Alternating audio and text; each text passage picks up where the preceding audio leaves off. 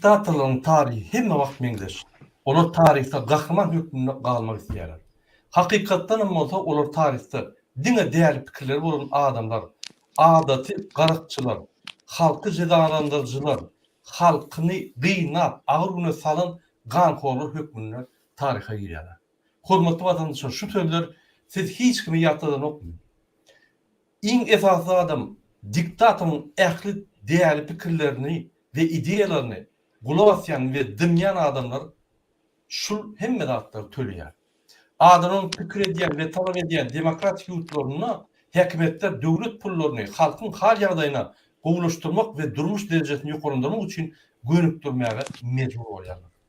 Kaçan adamlar adalatsızlyga garşy hiç tak diýmän dymyan motoru kaçanla öz näýliklerini bildirmän otursalar onu döwlet pullary paragolar tarapyndan uğurlanýar we islenip gerekmejek tarapa harç edilýär. Döwletde şoňa ýagdaýlar dörese, döwlet pullary hiç wagtdan halkyň awdançylygyny we durmuş ýerini ýokarlandyrmak üçin harç edilmeýär. Hormatly watandaşlar, salam, hemmeňize. Ine şu gün biz Muhammed Döweci Konstitusiýa Centrynyň ýolbaşçysy Muhammed Döweci bilen gepleşip barýar. Salamu alaykum Muhammed ağa, hoş geldiňiz. Selamun aleyküm Murad ağa, salam watandaşlar, hoş gördük. Sağ olun Muhammed ağa. Şu gün bizim gepleşigimiziň temasy Türkmenistanyň prezidentine, ýagny Serdar Berdimuhammedowa halk tarapyndan 20 tane soralar. Sizin bilişiňiz ýaly biz bir näçe wagtla şu sorawy taýýarlap, ýa-ni eýýäm şu sorawy geçdik. Ýene bir gedek biz ýagtadýar. Sorawy şoň üçin ine şu ýygnandyk. Bizim şu soralar boýunça bir näçe gepleşiklerimiz bolar. Onuň daşyndan ýöri türleşdirilen videolar bolar. Ýani gysga bölüm. Şu 20 tane soralar şu ýerde berler. Hormatly watandaşlar, ine men gepleşige başlamakam size Türkmenistanyň gysga gelen habarlar boýunça size ýa-ni maglumatlar berjek bolýan. Şoň üçin gelin şolary seyredip geçelim. Ine birinji bilen Türkmenistanyň gelen habarlar, ine Türkmenistanyň Söwda we daşary ykdysady gatnaşyk ministrligine gözeçlik edýän vice-premier, ýani kabinet ministriniň orunmasary, ýani Serdar Berdimuhammedowyň orunmasary Batyr Taganç Attaýew hakynda men gurulmak bolýar. Men gelin şoň suratyny size görkezeyim. Ine hormatly watandaşlar, bir minut. Siz şunu bellek koyun, näme şu gaty wajyp maglumat. Şonuň üçin men size şunu görkezýän. Lütfen hormatly watandaşlar. Bir minut.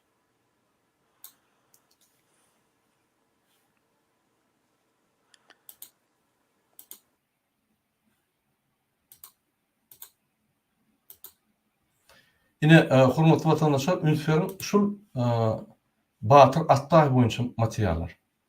Yine vice-premier Batyr Taganç Attaýew, şu adam, lütfen men ulolýam ýörüýte. Şu adam Şammy diýilýän gurbanyň ýegeni Türkmenistana narkotik satýan, Türkmenistana bir topar biýdilçilik edýän adam bilen işleşýär we şu adam Batyr Attaýew gurbanyň Berdimuhammedowyň adamsy.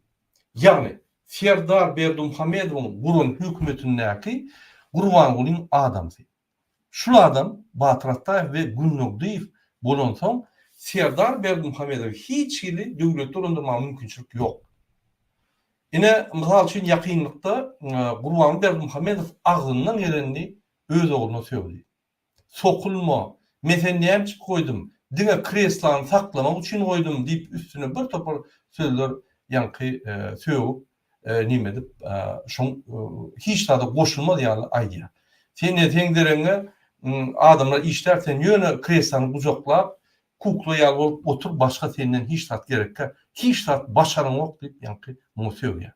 Ünsörüm, bir döwletde inni hamalymyş prezident saýlandy.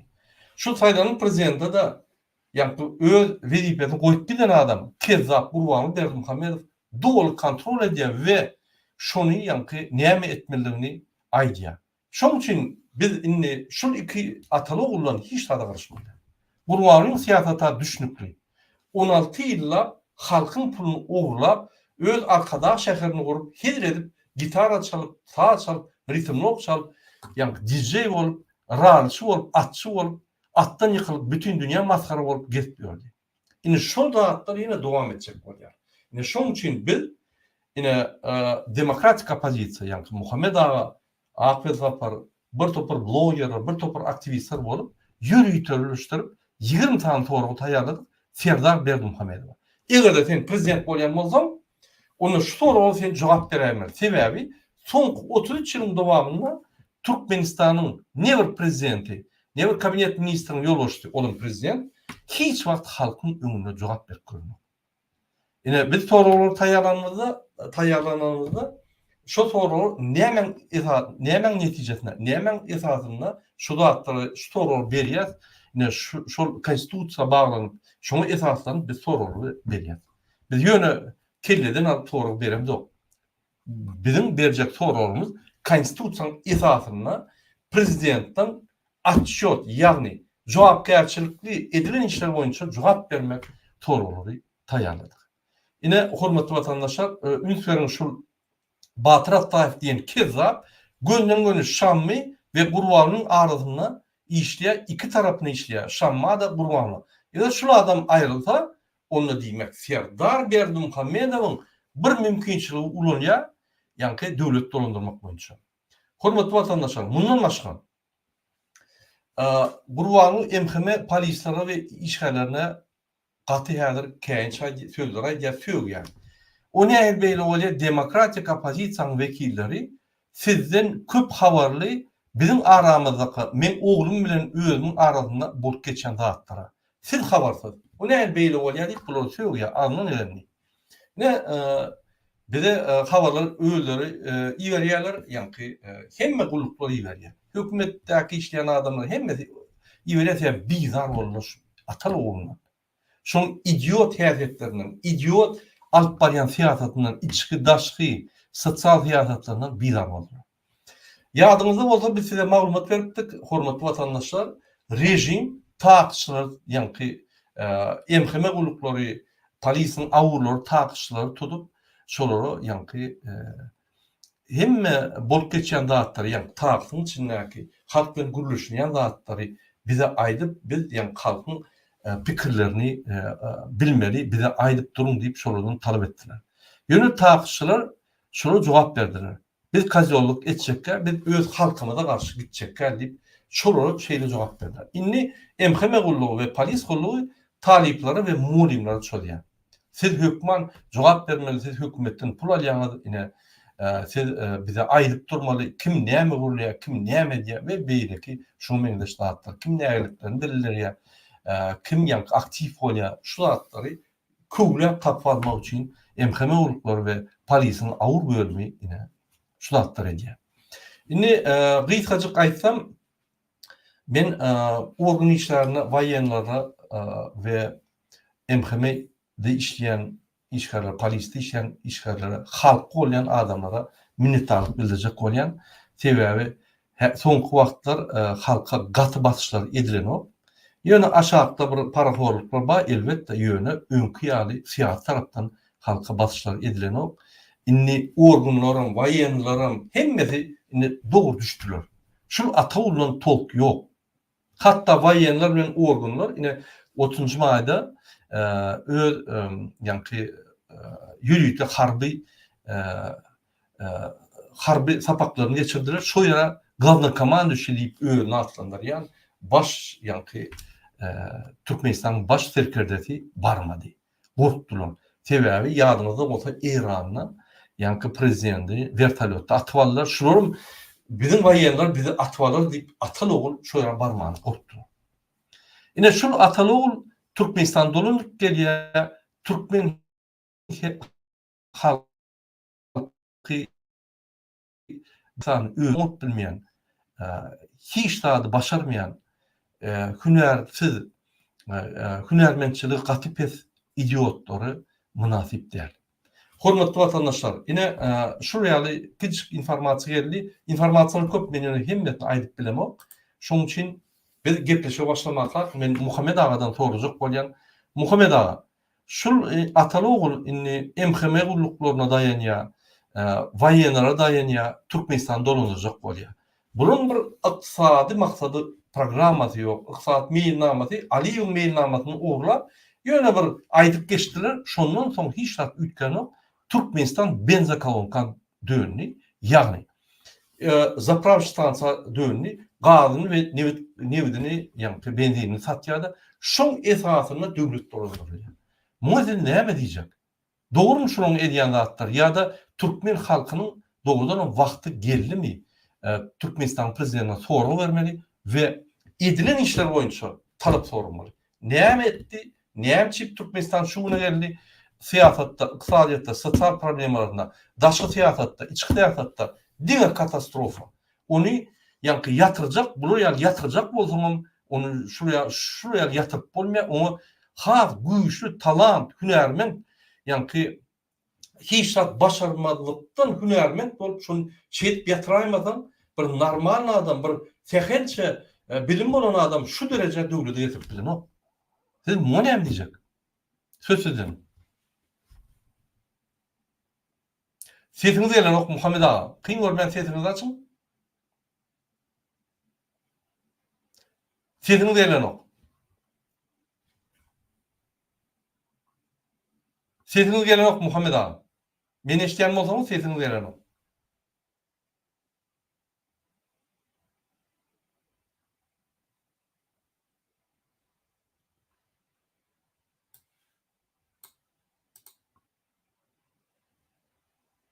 Sesiniz ýapyk sizde, ene şoň üçin ses ýok.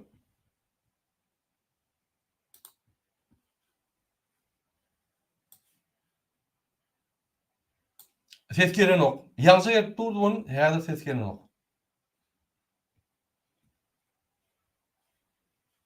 Şu wagt gowmy? Şu wagt gowy, aýdar. Aha. Salam vatandaşlar. Murad ağa, men birinciden bütün Türkmenistanlary, bütün Türkmen halkyny yetip gelýän Gurban bayramı bilen gutlamak isleýän, beren tadakalary kabul bolsun. Şu gurbanlyk aýdyna häzir belliden akly men bilişim boýunça şu bir kullugyň içinde bolmaly. Hemmeňiz mescitlere gelmeňizi men çağırış etýän. Şu mescitlere gelmeňiz bilen aýt namazy okamaňyz bilen şu taýda öz protestiňizi ýurduň içindäki bolup geçýän wakalary bildirersiňiz diýip arzu etýän. Murad ağa, ýene bir mesele men aýdyp gitjek, olam Türkiýede ýan ýakynlykda o neme Merdan diýip oň ady Kemine şol Halmurat Töýna bilen çykyş etýärler. Şondan habar ýok. Ozan bir näçe habarlaryň esasyna şonu tutupdyrlar, bir 4-5 tane oglunam ýanyna bardy. Biz şonu hiç ýyly informasiýa alyp bilemdik. Göne Türkiýeň şu deportasiýon lagerlerde oglanlaryň aýtmagy bilen şonu görüpdirler şo tane. Şol üçin kiminde kim şondan habar bolsa bize aýdyn. Halmuratdagy hiç zat aýdanak göne ola bir topar Berdi Muhammed'e karşı göreşýärler. Olar Türkiye döwleti Türkmenistany tapşyryp bilmeýär. Şol üçin eger şolaryň tutulany çyn bolsa, biz şolara degişli çäreler görmeli bolar. Şol üçin kiminde habar bar bolsa şolary aýtmaňyzy haýyş etýär. Murad ağa, gözde Türkmenistan öz başlyk bolandan soň Türkmenistan bütün dünýä jemgyýetçiligiň öňünde bir zady boyun aldy. Indi sosializm gutardy. Türkmenistan öz başlyk. Türkmenistan hemme kanunçylygyny dünýä jemgyýetçiligine, dünýädäki bar sistema gawat getirjekdi. Türkmenistanyň ykdysadyýatyny rinçni ekonomika geçirjek diýip söz berdi. Onuň esasy dokumenti Adam Hukukları Deklarasiýasyna gol çekdi, biz şoňa dolu boyun bolýardy. Ýurduň içinde islenli kanunçylyk. Eger dünýädäki bar normativlara esasen Adam Hukukları Deklarasiýasyna gawat gelmese, onu Adam Hukukları Deklarasiýasy esas edip alınýar diýip konstitusiýada da görkezilen hemişe aýdyp gelinen. Ýöne şu adeçelliğin kıyınansagan Türkmenistan'ı dolandırıp gelen cinayetkarlar olan niyeti diňe Türkmenistan'ın baylığına ors bir tofar oligarkları, bir tofar banditleri bilen bilelikte Türkmenistan'ın baylığına göz dikip diňe Türkmenistan'ın çiğ malını satmaga hemme siyasatyny şoňa urukdurdylar. Türkmen döwleti diýen zat bizde ýok. Türkmen konstitusiýasy diýen zat ýok. Bizim döwlet guruluşymyzam diňe bir zatyň hyzmatyna, şol ogurlayan adamlaryň hyzmatyna. Olar şu zady nähilli ýerine ýetirdiler. Olar hukumetin içindäki işleyen adamlara dol derecede aylık tölemeni olar kanun bozar ýana etdiler. İslenning adamam kanun bozsa, olan yokorky organyň eline dasyoba, onu islenlik wagty türmäe salmaga. Şol üçin bizim hukumetimiziň sistematyny dol şoňa öwürdiler. Yani öz hukumetini kontrolünü güýçlendirjek bolsalar, adamlary, hukumetin içindäki adamlary cinayet etmäne, kanuny bozmaga, viziyatka almaga mecbur etdiler. Şol üçin bizim ýurdumyzdäki duruşy, hukumet gurulşy diňe bir zatdan ibaret. Viziyatka almaly, kanuny bozmaly, kanuny äsgermeli, halkdanam kanuny boyun bolmalygyny talap etmeli. Şol üçin bizim ýurdumyzda halkymyz şu neçelini kösenip gelýän iminne şu zatdan ibaret. Sebäbi hukumetin içindäkiler korrupsiýa baş goşan, ýurdy talaýanlar, ýöne ol hukumetin içindäki işleýänler geljegi hemmesi türme bilen gutarýar, ýa öldürýärler, ýa olary maskara edip işden gowýarlar, hemme hak hukuklaryny elden alýarlar. Netijede diňe birinci litsedäki, yani Haramda hem Niýazow diňe şola öz cinayetkar toporlary bilen ortaýetdäki Türkmenistan taladylar. Diňe şola şu neçelin hemişelik talak gelýär. Bulan hiç il kanunyň öňünde, Türkmenistanyň konstitusiýasynyň öňünde hiç öňünde jogap berenak, berjegen bolanak. Şo sebäpden azat metbugaty aýyran hiç wagtym jurnalistleriň öňüne çykyp jogap beren ýokdur.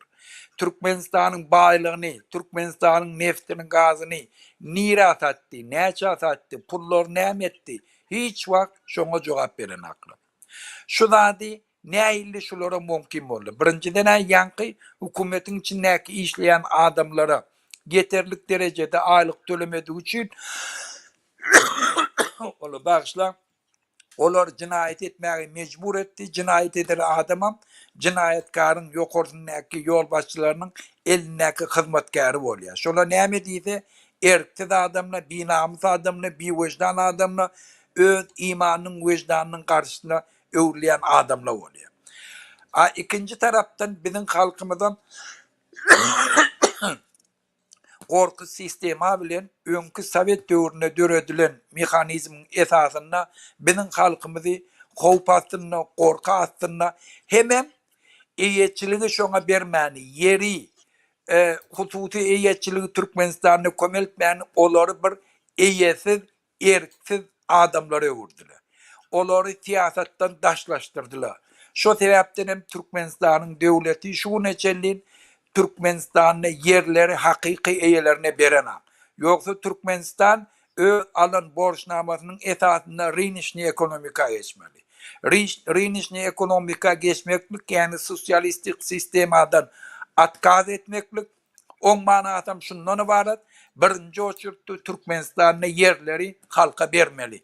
Şu neçeline bermedi. İkinciden senagatdan etapny döwlet dolandyrşyndan baş öwrülip onu hususy eýetçilige geçirmeli. Üçüncüden bütün hukumet jaýlaryny privatizasiýa edip halka bermeli. Şu neçelin şonu dürli mekirçilikler bilen yerine yetirmediler. Her ýurdyň içinde de eýetçilik bolmasa, rynişni ekonomika bolmasa, ona degişli strukturlarda bolmaýa, adamlarda erken bolmaýa, adamlar näme etjegini bilmäni diňe bir sistemaň hyzmatyna öwrülýär. We ýanky döredilen gorky sistemasy bilen hem halky siýasatdan daşlaşdyrýarlar, halky oýlanmakdan mahrum etýärler. Betbaxçylygy nämeden ibaret? Näme üçin bir baý döwletiniň eýeleri Türkiye'de kul bolup bermeli. Şo pikir etmekten şuları şo korku sistemasy bilen metbuat azatlygy yol bermediği için, yurdun içinde dürlü parti sistema bolmadığı için, adaletli suç sistemalar bolmadığı için halkı şu pikirden günmeğin daşlaştırýarlar. Şo sebäpden eger bizim yurdumyzda kanunçylyga boyun bolýan döwlet bolsa, ýanky zatlar hökmen edamaly. Birinciden eýetçiligi sosialistik nemesinden renişne ekonomika geçirmeli, yerler daýhallara bermeli, senagatdan dolandırışın, devlet dolandırışından baş öwürmeli, etap boyunca dünya sistemasını kavat getirmeli, bankavski sistemasını dünya sistemasına kavat getirmeleri, adamlar daşarı yurda gidip gelmeğine, hem yurttan çıkmağına hem gelmeğine doğal derecede päsgelsiz üpçün etmeli. Yöne bu karamdadalar dine maksatları yurt tanımak bolon için şulan hemmesinden baş öwürüp oturlar. Buna daga men şu bilen neme deyin, sen özün devam eder. Bolýar. Köp sag bolun Muhammed ağa, aýdan sözleriniz üçin.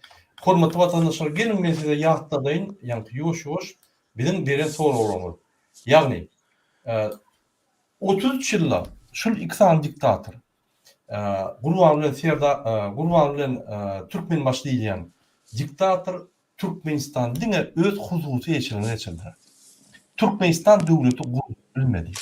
Türkmenistan döwleti şunu bu, ýa-ni o kartinkasy ulan diňe öz ýaşlyklarına ulandyrar. Niýasan başlap ol diňe özüniň, ýagny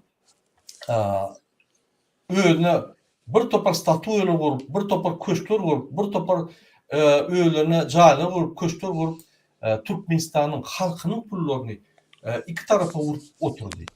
Ondan soň Gurban Bermuhammedow geldi, onu öldürdi.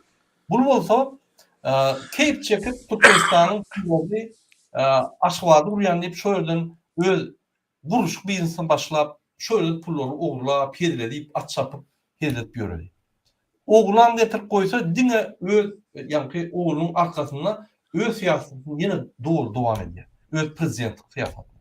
Indi häzir Türkmenistanyň halky Türkmenistanyň konstitusiýasynyň 3-nji maddasy, 4-nji, 5-nji, 8-nji, 68-nji, 71-nji maddasy 70-nji maddaň 11-nji punktun esasyna biz dowul hakymyz bar Türkmenistanyň prezidentiniň sonra var şu edilen işler boyunca talep etmeyene doğal hakkımız var.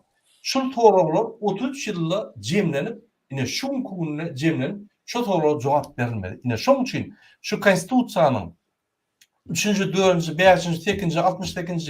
71. maddanın 11. punktun esasında bir sorularımızı veriyoruz. Birinci soru. Birinci sorumuz neymiş? Türkmenistan'la 33 yılın dowamında Türkmenistan eksportda 150 milyar dolar ýa-ni harit satdy. Alaytada newit bilen galan hata edemdi. Ýa-ni galan paxta diýdi, oğuz ýolundan ýa beýleki, ýa-ni minerallardan alınan zatlar hata edemdi. Diňe newit gal, ine şondan çykýan önümleri 33 ýylda 150 milyardan gowrak satyldy. Näçe 1991-nji ýylda bizim aýlymyz 100 dolar boldy. 2024-nji ýylda, ýagny 33 ýyldan soň ýene aýlyklarymyz şol aýlyk. Diýmek, şu satylan zatlar, şu satylan pullar, şu satylan bizim tebii aýlyklarymyz niýe gitdi? Bize hiç ýyly haýry ýetmedi şoň. Näçe şu satylan pullar, ýani harç edilen pullar Türkmenistanyň tebii aýlyklaryny alyp, şondan satylyp, ýani 150 milyardan gowrak pullar alındy. Niýe gitdi şonu? Şoňa jogap bermeli. Serdar Bermuhammedow. Siz bana soru verirsiniz. Marada o 2 ýyldan beri prezident. 2 ýyldan beri prezident bolsa, olsun hatap ýa-ni alanına özüňiz bilýän bir edarany alanynda bugalterska atşylar, bugalterska akt priýom передача edilýär. Näçe bir öz kakasyndan priýom передача etmedi. Diýmek, şonu etmedi. Diýmek kakasy şoňa doly ýa-ni eýçilik geçirdi, döwlet eýçiliğini geçirdi we şol özü jogap berýär. Serdar Bermuhammedow şu kakasyn Türkmen başyň edilen zatlar boýunça jogap berýärmeli. Şu günde prezident we egerde 2 ýyl mundan şu vazifeni alanına onu analiz edip şoları yani şolun yanlışlarını tapman bolan bolsa onu ol period yani Türkmen maşin periodu boyunça ya da Burwan'ın periodu boyunça cevap vermedi. Diňe soňky 2 ýylda cevap berdi. Şonu etmedi mi? Ona doğru 33 yıla cevap vermeli. Şunun için 150 milyar pullar nerede? Näme Bar gurulan aktar hesap etsen 30-40-50 milyardan geçen o. Hakiki pullar o. Çişirlen pulları hesapladım 200-300 milyardan geçen yöne. Hakiki gurulan aktar, aşağıvatta gurulan aktar 30 milyardan geçen o. Nerede şu pullar? Şunu cevap vermeli.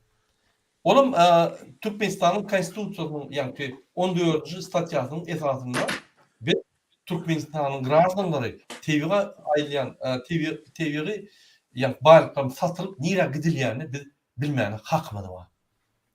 Inni ikinci soru. Näçip 33 ýylda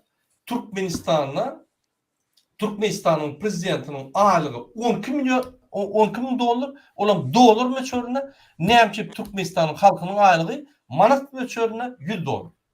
Näçip ol adama on aylyk galýa 33 ýylda ol 33 yani ýylda 12 000 dolar dalýa ödem Burwanly şol yani şol näme Burwan goýup gitdi.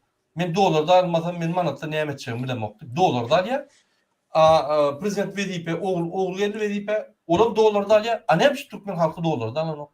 Näme Türkmenistan'ın iki valyuta ýörýär. Türkmenistan'ın milli manada milli puly. Näme prezident Türkmen madyny gorlamaly adam, konstitusiýaň garanti dolarda aýlýar, näme Türkmen halky manatda aýlýar.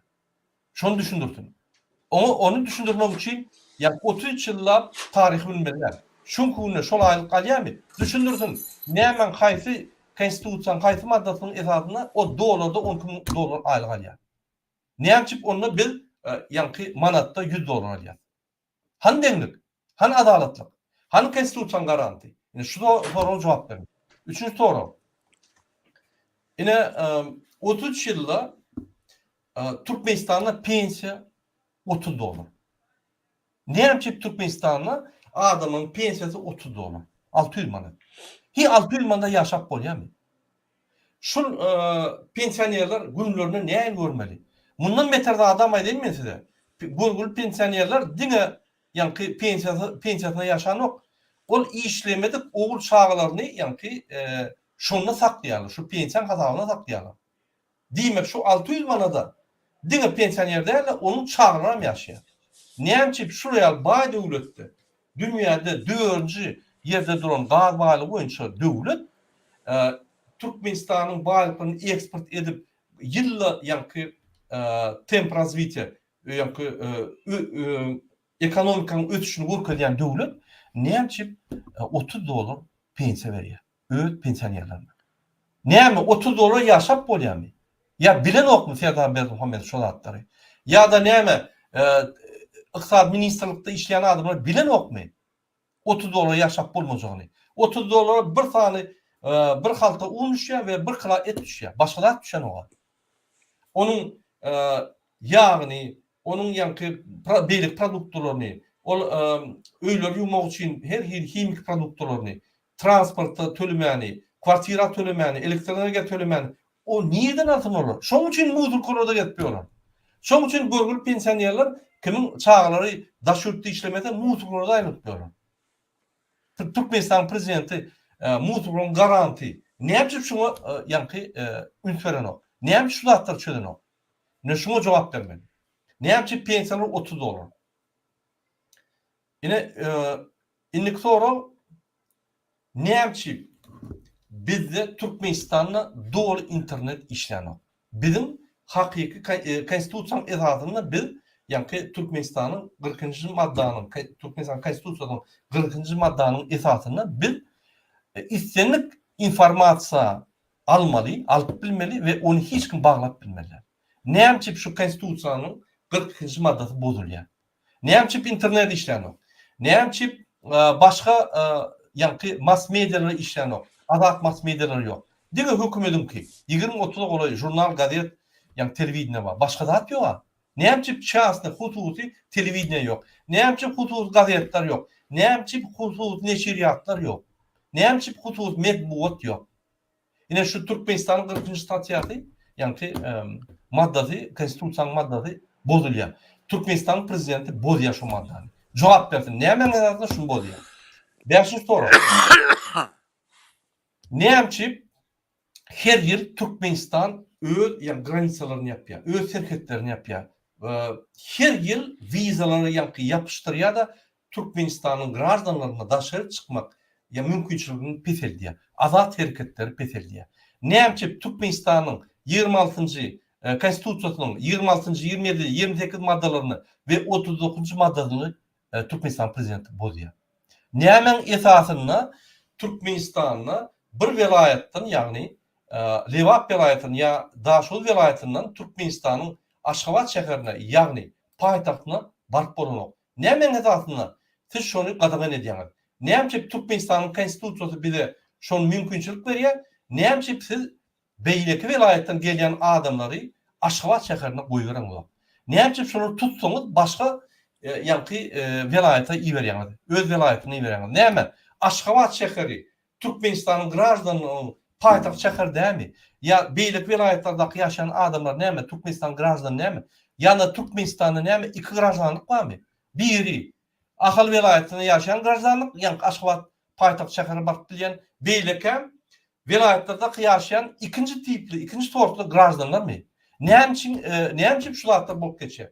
Näçip Türkmenistanyň konstitusiýasynyň 26-njy, 27-nji, 28-nji, 30-njy, 39-njy maddalary bozulýar. Şuna Türkmenistan prezidenti cevap vermeli. Yine 5 san soru aýtdym Muhammed ağa. Siz şu sorular boýunça öz pikirinizi aýtsaňyz, näçe Türkmenistan prezidenti men häzir Türkmenistan konstitusiýasynyň bir 15 maddalaryny aýtyp geçdim. Şolar näçe bozýar? Özem Türkmenistanyň konstitusiýasynyň garanty. Näme pikir edýäňiz şu boýunça? Murada, o nämeçiligi diňe ýurt taýlamak üçin. Şol üçin ola konstitusiýa bilen absolut ne işi ýok. Konstitusiýa bilen näme üçin bulara kanun näme üçin gerek? Halky, hukumet işgärlerini türmäge basmak üçin. Diňe şol üçin gerek. Şol üçin sudiýalar hem öz belleýärler, häkimler hem özleri belleýärler. Hukumete girjek boldylar, pul berip girýär, giren günden ola kanuny bozup girýärler. Şol üçin ola oňa eline duran nälaje deýin adamlary.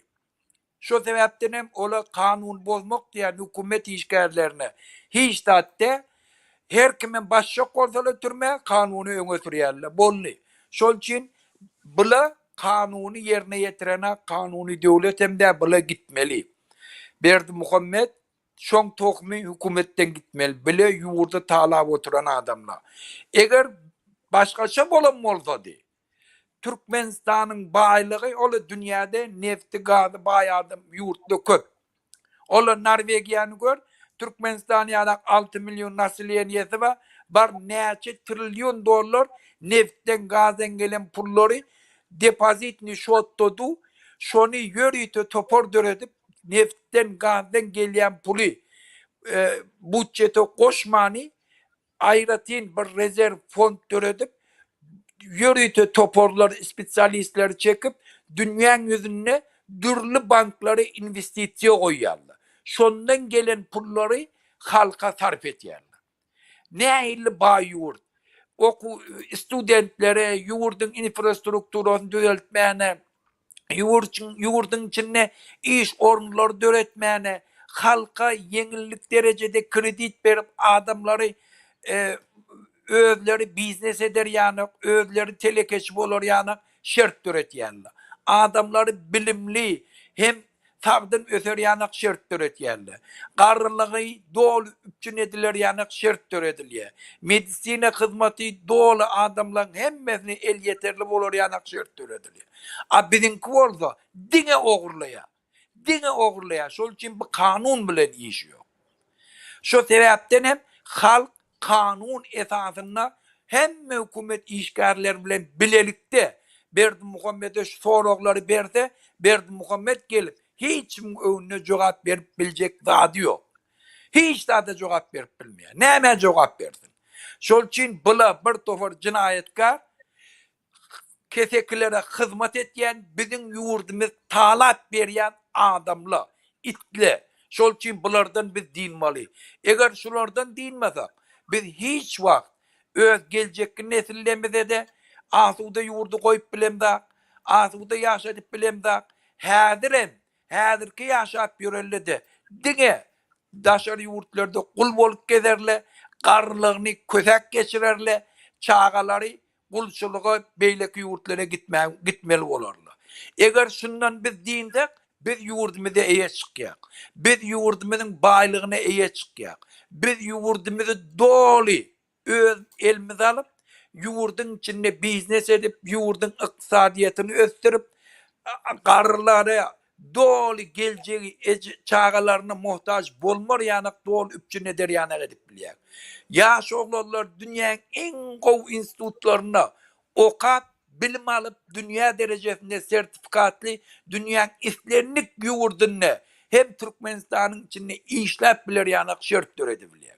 Hiç bir studentimiz daşar yurtlarda közenip görmeliler bizim şu baýlyklarymyz bilen.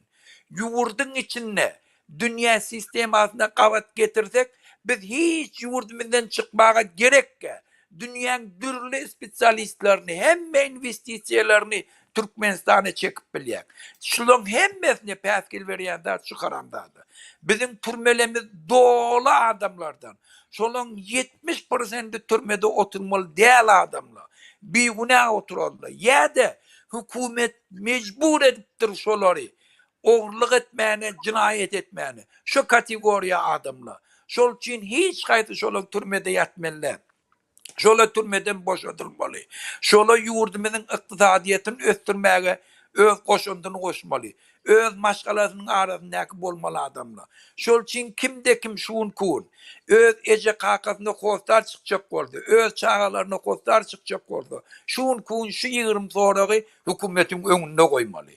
Sen ece kakan türmede yatı mı? Ber şu sorokları. Sen ece kakanı, oğlunu, kıyını, eceni türmeden boşatmağa kömek et yani. Sen karnaşlan Türkiye'de kul olup diyor mu? Soroklar eğer önüne koysan şolan gelmeğine, öz yurdunu yaşamağa, öz yurdunu den derecede beylekilevlen işlep, maşgaların arasında bolmağa siz şert döret yani. Eğer şuun kuun siz, şu 20 sorok berseniz, sizin oğullarınız daşar yurtta okap biren student oğulları öz cüvenizden pul vermelilerdi. Devletin yörüyeti verilyen seri iştesinden şolar dol üçün etmeli, şolar şotada hiç kimden kem olmanı, okap, bilim alıp, öz yurdunun hizmetine bolor yanıp, öz maşgalasında dolor gelir yanak edebilyen. Eğer şuun kuun siz, şu 20 sorok berseniz, sizin çağalarınız kesilçilikten ölmeliler. Siz öz keseliniz için hiç kimden pul soramak gerekke, internete çıkıp men eyle oldum, men beyle oldum, bana pul verin demek gerekke. Siz öz yurdun baylığının kasabına devletle mecbur siz leçid etmeli. Siz kararlarınızın ayladesini etmek gerekke. Çağağınıza karışıp oturmayın, çağağınızı ben taklar mı yasaklamar mı kadiyim. Bizim yurdumuzun baylığı şu kararların hizmetinde olmalı. Şuna men yöne havadan aydamak. Dünyanın hem yerine şeyle, Kanada'da şeyle. Men şurada yaşayıp görüp otun şunu. Sen eneden doğuyan çağa hiç vakit kösenmeliler. Şun okuvam önünden tölevli, şun medisine hizmetim önünden tölevli, asuda ösüp, sağdan ösüp, okap, bilim alıp, opşistvada hizmet etmeyene, işlemeye, şert üretmeye devletin baylığı yetik. Hem ösen yurtlarda şu ediliyor. Bizim yurdumuzda dine bir maşgala, yurt talanı için biz şunun hemmesinden mahrum olan. Şol için şu 20 soruğu, 20'den indi köp neçe bersen vermeli. Şu kanun esasında, kanun yerine yetirmeyen tenleyip biz şulara soru vermeli. Şuları eğer kanunçılığa çekip bilsek, kanun bilen yöremege mecbur edip bilsek, karamdardalan onu Türkmenistan'ı der.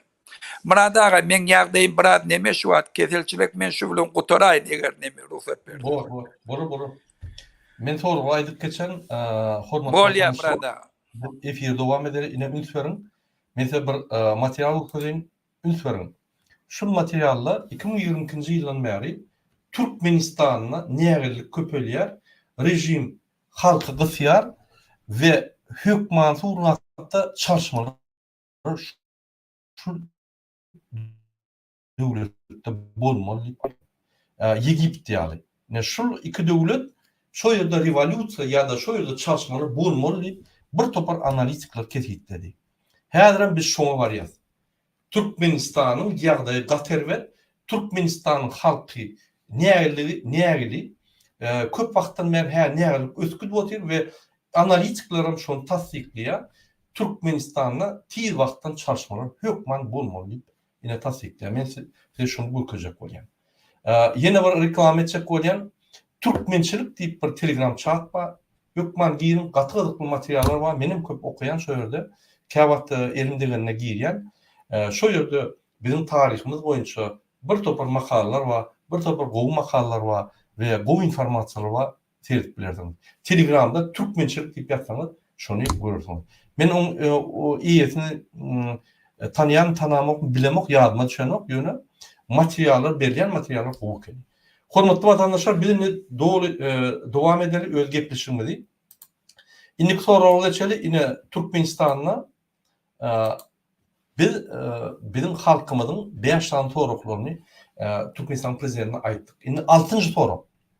Näçip Türkmenistanyna biz partiýa açyp bilemdik. Bir Azat partiýasy, ýagny Ýaşaryň partiýasyny, Respublikan partiýasyny, ýa-ni Demokratik partiýasyny, Sosialistik partiýasyny, beýlik partiýalar açyp bilemdik. Näçip Türkmen halky öz inisiatiwasy boýunça bir gurum açyp bilemdik. Bular üçin bir jemgyýet gurulmasy, aýal gyýlaryny, ýaş futbolçular, ýaş awçylar hereketi, ýene işçiler hereketi, ýene bir hereketler näçip açylanok Türkmenistanda. Näçip şonuň wekilleri parlamentde girenok ve parlamentda Türkmenistanyň prezidentine we soragy berenok we näçip şolar parlamentde girip şo ýerde bize gerekli, ýagny halka gerekli kanunlary çykaranoklar. Näçip parlamentda diňe Gurbanulyň klon partiýalary, döwletlerin partiýalary diňe Gurbanulyny öwýän, Serdary öwýän arkadaşym, alawaly Serdarym, şu zatlara aýdan adamlar, ýagny ýallaklar, çepekçiler parlamentde işýärler we olar Türkmenistanyň halkyny degişli hiç bir kanun çykaranok. Näçip partiýalary, jemgyýet gurulmary açmagyna ruhsat berenok. Ine bir döwlete halk hereketine registrasiýa etjek bolduk. Sizden oklanam. Şoň üçin biz aram edip dururuz, registrasiýa. Eger registrasiýa etse biz Türkmenistana barýar. Şo ýerde biz partiýa açyp, ýagny partiýa hökmüne, kanun hökmüne biz halkyň ýagdaýlaryny düşündirýärys we halkyň isteklerini hökümete goýarsa, parlamentde sora goýup, halka degişli kararlar çykarlar. Indik soru. Ine şu ýerde konstitusiýa bolýar. Konstitusiýanyň, Türkmenistan konstitusiýasynyň 17-nji, 42-nji, 43-nji we 44-nji maddasy bolýar. Ine şuňa Türkmenistanyň prezidenti Serdar Berdimuhamedow jogap bermeli. Näme esasynda siz Türkmenistanyň konstitusiýasynyň 17-nji maddasyny, 42-nji maddasyny, 43-nji maddasyny, 44-nji maddasyny bolýaňyz we Türkmenistanyň azat partiýalary, azat jemgyýet gurulmalary registrasiýa edilýär. Indik soru. Näçip Türkmenistanyň dini adamyň ýerine, siz tutup olar basýaňyz ýa Türkmenistanyň çykaryp goýarýaňyz. Näçip Türkmenistanyň din egerde öňünde Gurhan saklayan bolsaň ýa-da arasda din etjek bolsaň sen hökman izalanýan, organlaryň tarapyndan, emheme guluklar tarapyndan, polis guluklar tarapyndan. Näme musulman dinimiz şo real terörist dinmi? Näçip biz sakkal goýar, hakyky musulman dinine hormat goýup, öz musulman dininde ynanyp şo ýerde meçitlerde arasda aýat okap ýürmeliler. Näçip meçitlerde bizim Gurhan dinimizde derek Gurbanulyň we Serdaryň kitaplary okulýar. Näme esasynda? Näçip biz arasda dinimizde azat ýagdaýda, ynanyp azat ýagdaýda dinimizi hormat goýup dinimize kılıp gezip bilemdik. Näçe Türkmenistanyň azat dini boýunça 18-nji we 41-nji konstitusiýanyň maddalary bozulýar. Näçe siz Serdar Berdimuhamedow Türkmenistanyň konstitusiýasynyň 18-nji we 41-nji maddasyny bozýar. Şuňa jogap bermeli. Indik soru, 8-nji soru. Yeni sorun, yeni bir bölügi. Näçe Türkmenistanyna şuraya dini adamlar basılanına şurun hükman suratda şuru yıl kesilýär. Näçe hiç bir ýagdaýda dinçiler ya beýleki adamlar suuda eltilerine şuru öz haklaryny gorap, öz biýüne dilini düşündirip suudet bilen oklar. Näçe hükman bir adam üstünde tutulan adam suuda barsa hükman suratda türmäge diýär. Şoňa yıl kesilýär. Näçe Türkmenistanyna ýagny bir administrativ naruşeýne nas atanyň üçin nas faýdaly bizim anladym ýa-da bir dert desturunyň bir tarapynda duran birden nas atanda tutup akydyp 5 ýyl basýar. Näçe bu administrativ naruşeýne nas atanyň bilen sen bir adama zerili ýetiren bir adama elbetde edem sen öz-özüňi elbetde edýän diýmek administrativ naruşeýne bu. Öz-özüňi elbetde edende de araly çenden triýer urundan, narkotik urundan nasıl urunun gowy diýip hasap edýän. Olan bir erme statýony oňa başgaça uğraşmaýan. Näçe bir ýyl kesilýär. Näçe bizim ugolovny kodeksimiz, cinayet kodeksimiz humanitarny, diňe repressivny, diňe adamlar basmak. Näçe Türkmenistanyna 31-nji, 32-nji, 33-nji, 34-nji, 35-nji, 36-njy konstitusiýanyň maddalary bozulýar. Kim şoňa jogap bermeli? Konstitusiýanyň garanty kim? Demokratik opozisiýa ýa Türkmenistanyň prezidenti diýip gören bir bi kanun ýagdaýda prezidentlik alan Serdar Berdimuhamedow. Kim şol? Siz däp bolsaňyz onu sizin kakyňyz şol. Çünki unda realny prezident alyp barýar. Ikiňizem jogap bermeli şoňa. Indik soru. 9-njy soru. Näçe Türkmenistanyna işçilik 50%-dan ýokary? Näçe siz Türkmenistanyna zavod fabrikler açandyk? Näçe Türkmenistanyna hususy eýçilik de adamlar öz fabrik zawodlaryny açyp işläp bilenok? Näçe hem olary gyrýanlar, hem işläp duran zavod fabrikler çolup olardan ziyat kalıp olaram işleme edýärler. Özlerini açandyk, ykysady meýnamalaryny işlänok, düýünden onu yerine ýetirýän adam ýok. Zawodlar gurulanok, sakraşyny bolup gitýär. Hatta polis işgärler hem sakraşyny bolup gitýär. Zawodda fabrikde işleýän adamlar sakraşyny bolup gitýär. Näçe şu zatlar ine Türkmenistanyna bolup geçip dur. Näçe işledik. Näçe işlediň zararyna bizim adamlarymyz daşurda gidip işläp öz Türkmenistanyň içinde maşgalany saklamaly bolýar.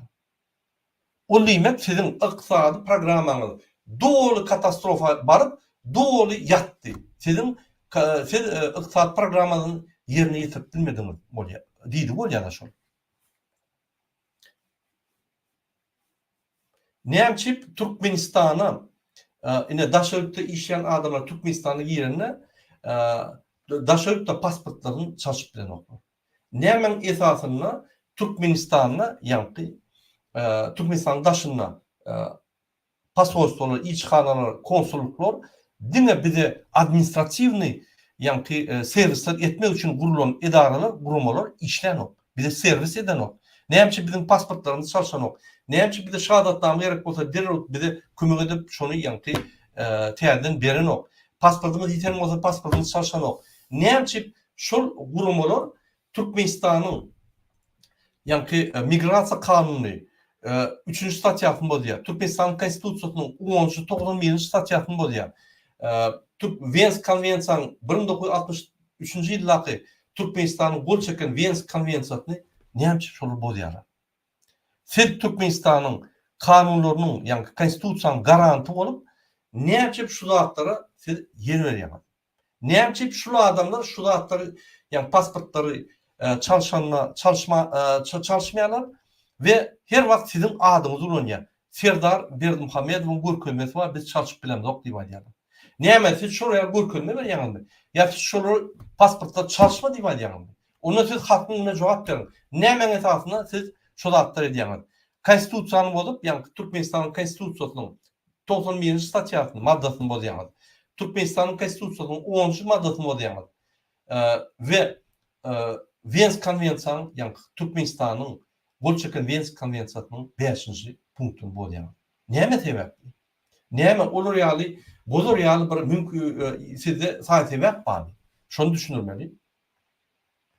Indi soru 10 soru näçe Türkmenistan da ardan medisina yok. Yani muht medisina yok. Bizim konstitusiýamyzda ýazyly Türkmenistanyň medisina muht diýip. Olam Türkmenistan'ın konstitusiýasynyň 50-nji statýasynda ýazyly. Türkmenistanda her bir adam öz saglygyny gorap bilýär we döwlet tarapyndan ýani saglyk goruş gurumlar şoňa hyzmat etmeli muht ýazyda. Näçe biz balnisalarda pul tölemeli. Näçe biz medikament almak üçin pul tölemeli. Onu hökümet götürmeli. Näçe şu zatlar seýerden zok. Näçe yerlerde şu zatlar bozulýar da indi medisinamyz pul geçdi. Kanun boýunça muht ýöne hakykatdan pul. Näme bize iksan kanuny işleýärmi? Bir kanun hatda ýazylan, ýani konstitusiýada ýazylan bütün dünýä jary edip durulan kanun beýleken ýani dil kanuny. Kaýdy kanun işleýän bize aýdym, biz biler ýaly. Biz bassak bolsaňyz konstitusiýany basýaňyz, ýöne öz borçlaryny ýerine ýetirjek bolsaňyz dil kanuny ulanýar. Biz uraya prezident bize gerekki. Uraya ýol bolşy gerekki Türkmenistana. Şoň üçin şoňa jogap berdi. 10-njy soru. Näçe Türkmenistan korrupsiýa batdy? Näçe Türkmenistanyň her bir korrupsiýaner bolany ýani konstitusiýanyň esasynda şu bolmalan bolsa bir dokumenti çalışmak ýa-da bir dokumenti almak ýa-da bir hakyň bolsa şu bolany Serdar Berdimuhammedowyň liçna görkezmesi we bolany diýip näçe size baglaýar. Ya siz korrupsiýanyň kakasy ya siz korrupsiýanyň düýbüni saklap durun, ýani kreslany saklap durun adammy? Näçe sizin adamyňyz oýýarlarda hemme hökümetde işleyen adamlar korrupsiýa edýärler. Näçe Türkmenistanyň hökümet wezipelerini kabinet ministrinde açyk satýarlar we aparat prezidenti sizin dolandyryp durun el ýeterlikli, ýani dolandyryp duran aparat prezidentde wezipeler satýarlar. Onuň stavkalar bar. Magazynda kioskda ýaly. Biz öz çykyşlarymyzda aýdyp geçdik bahalaryny. Siz näme edýäňiz? Siz kakanyňyzda korrupsiýany ötürjek bolsaňyz, onda siz prezidentler, siz moşennik, siz ýani kezzap bolýaňyz kakanyňyz ýaly. Şuňa siz jogap bermeli. Näçe Türkmenistan korrupsiýada 180 döwletiň 170-nji ýerinde. Ýani 180 döwlet bar bolsa, iňizde korrupsiýanyň ötüşi boýunça ýani iňizde döwletleriň ýani korrupsiýanyň ötüşi boýunça 170-nji ýerde. Korrupsiýa ýok döwletleriň içinde 170-nji ýerde. Biz haçan ýani beýleki döwletler ýaly bir 100 döwletleriň arasyna ýetip biler. 30 ýylda biz girilmedik. Şo 170-nji, 175-nji, 178-nji, 180-nji ýerde biz korrupsiýa boýunça bütün dünýäde. Ýani korrupsiýa ýok döwletleriň arasynda biz 170-nji ýerde. Näme şu zatlar siz ýerden zok? Näme hökümet demokratik opozisiýasyna aýtmalymy? Bütün dünýä ekspertler tasdiklap dur bu zatlary. Siz niýe edýäňiz? Näme Türkmenistanyň hökümetde işleyen adamlar, polis bolsun, MHM bolsun, wayenler bolsun, medik bolsun, hökümetde işleyen adam 200 ýani $100 $250 çel aýlyk alýar. Niýe gidýär Türkmenistan baýlyklary? Näme şolar bu aýlyk tölen zok? Olar bu aýlyk töleýän bolsaňyz, şol korrupsiýa etmezdi. Şolar ýani başgaça adamlarda pullary. Olar başgaça azat, ýani kezapçylyk etmän gazanasy ýa. Şunku günü $800'dan $3,500 çel şolar aýlyk almaly. Näçe şolar aýlyk $100'dan $250 çel berýäňiz de şolary korrupsiýa etmäni itelýäňiz. 12-nji soru. Näçe her ýyl Türkmenistanyň adamlar ýani azalýar, demografik problema bar. Näçe Türkmenistanda maşgallar bozulýar. Näçe Türkmenistanyň işçilik bolan daşyna gidip işlemeli bolýardy, maşgala yitip maşgala ýok bolup gidýär. Şol giden adamyň maşgalası bozulýar. Näçip Türkmenistanda maşgalalar üçin bir şertler döredip bolanok. Näçip Türkmenistanda 4 milyondan köp adam ýaşanok jemi alyp görsen, siz bolsa 6,5 milyon adam ýaşar. Bütün dünya Türkmenistan ösýär, ine 6,5 milyona bardy diýip ağlaýar. Türkmenistanyň grajdansasyny häzir adamlar taşlajak bolup beýlik döwletiň grajdansasy bolýar. Bir topar adam soňky 33 ýylda Türkmenistan grajdansasyny terk edip gitdiler. Siz öýle bolup şonu terk etdirýärler. Grajdansa bolanok diýip bir ýerine aýdýan Türkmenistan grajdansasyny aýdyp gidýärler adamlar. Näçip siz adamlar Türkmenistan grajdansasyny terk etmegini iterýärler.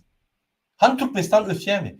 Näçip siz statistik maglumatlaryňyz yalan. Näçip bütün dünya valutly fond, bir topar banklar, hatta OON sizin BMG bütün dünya milletler guramasy sizin statistik danylaryňyza inanmalylar diýip aýdýarlar. Näçip şuna inananok? Näçip şunça ýyllap arlap ahir ol sizden ýadap sizin maglumatlaryňyza inanmak. Haçan siz bize hakyky maglumatlar berjek? Näçip şu statistik maglumatlar adamyň ýaşaýyşynyň ýagdaýy boýunça, Türkmenistanyň ykdysadyýatynyň ýagdaýy boýunça, Türkmenistanyň ötüşiniň ýagdaýy boýunça maglumatlar ofisialna çykanok neşriýatda. Näçip gidýärler? Şu wagtlara siz jogap bermeli. 13-nji soru. Näçip 1991-nji ýyldan bäri Türkmenistanda açyk konvertasiýa ýok. Näme boldy? Näçip siz şonu başaramdyk? Näçip birinji Türkmen maşlyýan bir kezzap, ikinji Gurbanlyň kezzap, üçünji Serdar Berdimuhammedow ýan kezzap Türkmenistanyna ötüş gidip dur. Her ýyl 6,5% ötüş gidip dur diýip bütün dünya jar edýär. Türkmenistanyň mandanyny 33 ýyllyk konvertasiýa saklap bilendir. Näçip şu manadan hükümetini gaçyrýar? Näçip Türkmenistanyň 33 ýylda ykdysadyýat ösüpdiýär diýip aýdýanlar, Türkmenistan manadyny saklap bilendir. Näçip Türkmenistanyň kreditli siýasat işlenok, pul siýasaty işlenok, ykdysadyýat siýasaty işlenok, içki siýasat işlenok, kanunlar işlenok.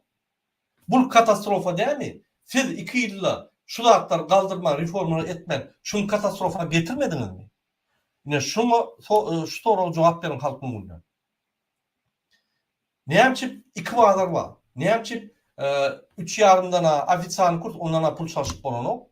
Gaty bir halkymyzyň 5% çalyşýar, 90%dan 95%dan daşarky Qara bazarda çalyşýar. Onda gelin Qara bazara geçip işlerim şu ýerde. Näçip biz ofisialny bir topar kanunlar bar, ofisialny bir topar normalar bar, normativler bar. Näçip olary sertmeli? Näçip Qara bazarda valutany çalyşyp bolýar? Näçip biz valutany çalyşyp daşyrtdan produkty, harytlar getirmedek Türkmenistan haryt çykaran oga. Biz onu mejbur bolýar.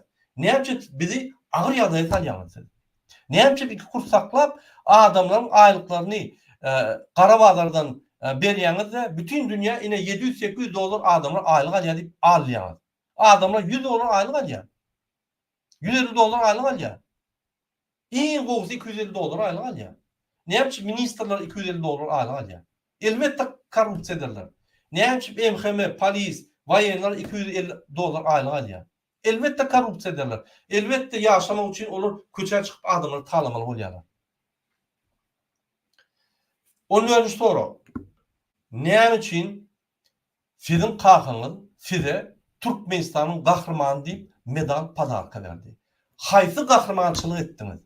Näme üçin siz bizim ata-babalarymyz ýaly beýik watançylyk uruşa gatnaşyp ölmediňiz şu ýerde? Ýaşaýdan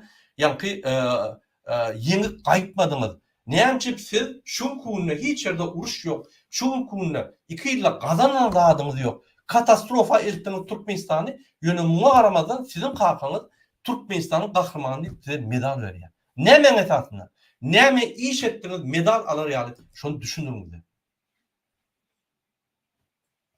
Türkmenistan soňky 33 ýylda iň awtoritar döwlet diýip hasaplanýar. Iň dünýäde kanunlar bozulýan diýip döwlet diýip hasaplanýar. Siz yine şonu kazanıp bildiğiniz, başka kazanan dağıdınız yok. Ne yapıp şonu kazanan son size kalkan medal veriyor. Demek o medalın hümmetini kaçırıp siz o medalı birinize berip oyna futbol oynayan yani gelip yordunuz bizim devletimin avrayını açırıp. Ne yapıp şu günleri etktiniz? Türkmenistan'ın mukaddes zatlarını, kahraman medalını şu gün etktiniz. İtin medalına denediniz. Onun mersi soru. Ne yapıp Türkmenistan ösenok Türkmenistan çiğmal baza dönüyor. Bir topar devletlere çiğmalını uğradıp şu devletleri östürüyor da öz çiğmalını yani perrabotka 2. 3. 5. 7. perrabotka etme östüren o. Biz neyme energetik bizim yani mümkünçülüğümüz uli. Bizim energetik bizapasızlığımız, hoptolumuz uli. En dünyada kımmatlı zat bizde var. Yöne bizim ekonomikamız beylik devletlerin ekonomikasını kaldırmak için işliyor. Ne yapayım? Ne sebepli? Demek ki devlet dolanıp bilen o. Demek ki bizim TV varlıklarımızı doğru yani tıkşitli peydalanıp bilen o.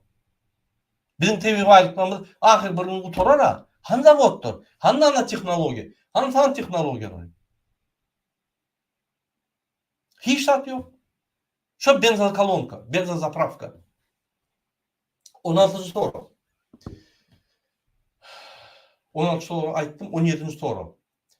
Ne yapıp Türkmenistan'la Türkmen halkı için hiç bir şartları yok yaşar yani. Ne yapıp Türkmenistan halkı öz gражданствосını terk edip, öz yurdunu terk edip gitmeli oluyor.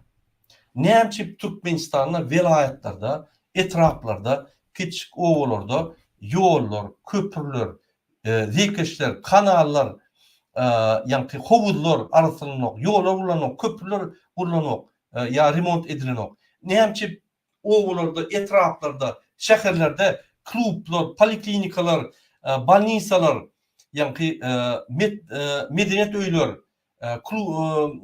yaşar için öyler, yürütü, çağ bağları, mektepler, institutlar, teknikler bulanok. Ne yapıp? Ne yapıp? Gerekmeyecek arkadaş şeker buryanız, ne yapıp? Gerek dağıtlar buranız. Ben şu yerin başında aytdım. Eğer de biz hiç saat deymen, dımma otursak, onu devletin pulları, yani bizim pullarımız gerek dağıtları gitmen, oğlanlar da gerekmeyecek dağıtları gider. Yine arkadaş şekeri. Bütün dünya gülüp dur her. Şu pullar 5 milyarda bulu her. Bir vilayetlere etraflara koyun olsak, onun şöyle şertler dönerdi. Onu oğullardan, etraflardan adamlar Türkiye işlemeye gitmedi. Ya o 5 milyardı halka koyacak olsanız hükümet şöyle iş yerleri döredilirdi. 5 milyarda. Kuruluş kampanyalar yani bir topar işler olurdu. Daşırdı işlemedi de halkına. Ne yapıp siz 5 milyarda öz arkadaş şehrinizi uğrayalım. Hiç kime gerekken arkadaş şehirden gerekken Gölgülü Gozo'da yaşayan adamları etajı soktunuz. Onlar o hocalıkla meşgul olup sonundan çöre yiyen motoru herhalde öldürün, asacak oluyorlar. Hiç yerden hiç saat ibine nokta. Onun yağdayını ağırlaştırıp yankı arkadaş şehir oldunuz. Ne yapıp şunu edemez? Siz şunun bilen konstitutsiyamızın 3. 4. 8. 28. 29. 130. Maddalarını bozayanız. Ne yapıp şuna cevap veremez? Siz konstitusiyanın garanti. Özünüz bozayanız. Her bir soruda konstitusiyanın 4, 5, 6 maddası bozuluyor. Ne yapıp şunu siz garanti olman, şunu düzeltmen qaytip özünüz bozayanız. 18. soru.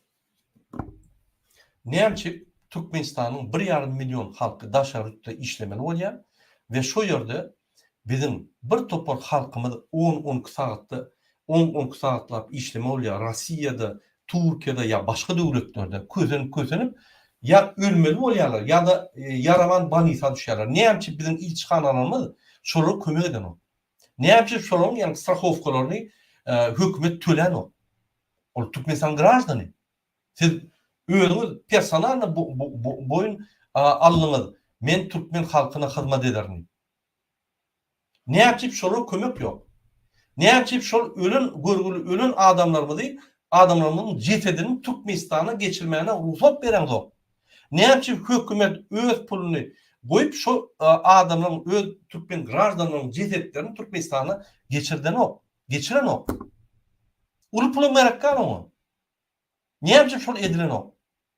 Siz bizi diýilike bize hormat toyman kanunlarymyz bolýan bolsaňyz, ülüýmede de hormat toýaňyz ok. Näme siz Türkmenistanyň konstitusiýasynyň 4-nji, 8-nji, 9-njy, 10-njy, 25-nji, 26-njy, 27-nji, 28-nji maddalaryny bolýaňyz. Diňe şuň üçin sizi tutup turmaya basmaly. Diňe şuň üçin. 19-njy soraw.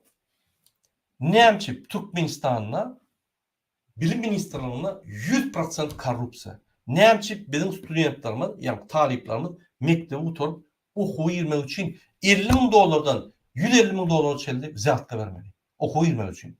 Şo pul vermeden geçip bolanok. Bir topar talan, hünärment, güýç hünärment boljak adamlar öz güýçi bilen mektepleri oturup bir topar adam instituta girilmän öz ykbalyny çarşmaly bolýar. Şolar okuw girip, şolar öz bilimlerini alıp, höwetlenip, ýa okap Türkmenistany ötürmeli adamlar.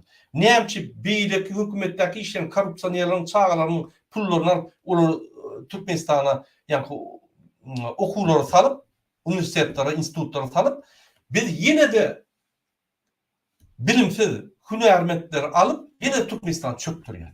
Näme düşüneň dokmuş şonu? Näme şonu kontrol edip bolanokmy? 33 ýylda üýtgen zat ýok. Diňe ýa-ni korrupsiýa ulup gidilipdir. Näme öz pulunu goýup, bir maşgala öz oglunyň çagatyny gyýyny daşurda iýerip, okudyp, pul berip, çykdysyny saklap, uly bilimler alyp, medisina boýunça, inženerlik boýunça bilimler alyp iýerine gelen ýagdaýynda onun diplomlaryny siz tasdiklaňlar. Onu tasdiklamak üçin ýene de $10.000 soraýar. Şurýaly sizin bir köpüňiz sogulman öz pulunu, uly hünärmentleri, diplomunu alıp gelen adamlary Türkmenistanyna saklaman, ulanman, Türkmenistanyny üstürmäne, ýa köwetlendirip ulanman, siz olar daşyna kop goýarýaňyz. Gitmeli bolýar Türkiýe, o döwlete, bu döwlete gidip şo ýerde ýa hünärment bolup işlemeli bolýar. Näme şoň bilimleri, beýleki döwletleri hünärmentlikde östürmeli bolýar, ýöne Türkmenistany östüren. Siz şoňa jogap bermeli. Näme Türkmenistanyň konstitusiýasynyň 55-nji statýasy ýa maddasy bozulýar. Şoňa jogap bermeli. Serdar Berdimuhammedow. Indi soňky soru ine näme Türkmenistanyň 96-njy konstitusiýanyň esasyna Türkmenistana azat kadetleri ýok. Näme kadetleriň hemmesi dine rejimi işleýär. Näme advokatura işleýär. Näme sen ýa-ni tutsak edilende advokat hiç rak çözen o. Advokat gidip ýa-ni jenayetçi ýa-ni prokurorun jenayetçi ýa-ni şol ýaly haklary we şol ýaly sen goramaly. Näme şoň hiç haky ýok kadetlerde. Haçan bizde azat kadet bolmaly. Haçan bizde Türkmenistanyň 3-nji ýa häkimeti, kadet häkimeti düremeli. Näme siz şolara ýol beren? Näme siz Türkmenistanyň konstitusiýasynyň esasy fundamental konstruksiýasyny bozýaňyz? Näme siz Türkmenistanyň konstitusiýasyny işleden gap? Näme siz Türkmenistanyň konstitusiýasynyň 96-njy, 97-nji, 98-nji, 99-njy, 103-nji maddasyny bozýaňyz? Ine hormatly vatandaşlar, men size 20 sany soralar Serdar Berdimuhammedow beriljek soralar görkezdim. Şu soralar bir talep etmeli Serdar Berdimuhammedowdan. Eger şu soralar jogap berip, şu soralar düzelse Türkmenistan güllebeser. Hökman opozisiýa, ýagni hökman opozisiýa baryp Türkmenistanyna hemme zatlary etmeli diýilýän zat ýok. Ine biz şu soralar berip, eger Serdar Berdimuhammedow hakyky prezident boljak bolýan bolsa, hakyky döwletimizi galdyrjak bolýan bolsa, hakyky şuň ýanky höwesi we hakyky istigba bolýan bolsa, ine 20 sany soraw bir-birden alyp şunu çödüp Türkmenistany galdyryp bilýär. Şu sorawlar, diňe şu iki sany kezzap ataly ogly işden aýyrmak üçin näme? Şu sorawlar Türkmenistan döwletinde ýaşaýan halkyň awadançylygyny we ýaşaýyş durmuşyny gowuluşdurmak üçin biz kösörüp daşy ýurtda ýa-ni ul ýaly bolup işläp ýörmez ýaly üçin Türkmenistan beýlik döwletlerine ösür ýaly üçin şu soragyny berdi. Egerde şu soraga jogap bermän ýa-ni bir hormatçylyk etseler onda şul iki adam cinayet adamları onunla biz köşkününe varıp şuradan talep etmeli. Köşkününe siz bize soruğa cevap vermeli. Eğer o yerde barmasalar onunla biz onlara impeachment yani biz halk tarafından şurağa ınanmadığımızı bildiren yok deyip karar çıkarmalılar. Biz bütün dünyayı yanlandırmalı. Türkmen halkı öz prezidenti Serdar Berdimuhamedova ınanmadığını bildiriyor ve şu günden başlap şunu prezident deyip hasap eden yok deyip karar çıkartıp biliyor. Şu günden başlap şununla hiç kim hiç kim işleşmeyen ve bizim doğal hakkımız var alternatif sayıları geçip prezidenti sayılma. Teyade prezidentim şunu tutsak edip şu konstitusiyanı bozan maddeler için tutsak edip şunu cenayet işte ceza hormatly vatandaşlar birini elini koruyan şununla men sizin hemmäňizi ýetip gelýän Gurban bayramyny kutlaýan we size her wagt bahtly, adalatly durmuş arzu edýän. Ertir Gurbanlyk ofisialny Türkmenistanda başlaýar bir näçe günläp bizim size çağrışymyz ýaly ertir, ýygydan siz barýaňyz mesçitlere we şo ýerde biz Serdar Berdimuhamedova şu soragy jogabyna garaşýar. Eger şu soragy jogap bermesin diýmek bizim Türkmen halkymyzy bizi hasap etmedi. Bize hiç bir hurmat koymadylyk bolýar. Onunla biz inlik aksan taýýarlarsa köşküne barıp şoň ýa jogaplaryna garaşar. Egerde onuň bolmasa onunla biz özümüz karar çıkarar. Sebebi Türkmenistanyň konstitusiýasy boýunça Türkmenistanyň döwletiniň iň ýokarky organy halkdyr. Şo halk parlamentdan ýatyryp bilýär, milli lideram ýatyryp bilýär, halk maslahatyna ýatyryp bilýär, Türkmenistan prezidentinden yatıp bilýär, konstitusiýanam çalyşyp bilýär. Doğal hakymyz var. Ine şoň üçin men size şu sizin haklaryňyzy ýatda diýen, şu haklaryňyz hökman suratda her wagt sizde bolmaly we şu haklary hiç kim dirmene haky ýokdur. Bu haklar konstitusiýada görkezildi we bütün dünýäde konstitusiýanyň esasynda saklanyp gelýär. Hormatly vatandaşlar, şunun bilen biz efirimizi torýar. Bizim efirimize gelip öz kommentariýaňyzy ýazýanyňyz üçin, bize abone bolýanyňyz üçin, bizi gowlaýanyňyz üçin, öz pikirleriňizi, tankytlaryňyzy aýdýanyňyz üçin köp taňa ýakatyn biz diňe öňe gitmeli, Türkmenistan diňe ösmeli. Hoş sag bolun, inlik gepleşiklere çeldi. Hoş sag bolun.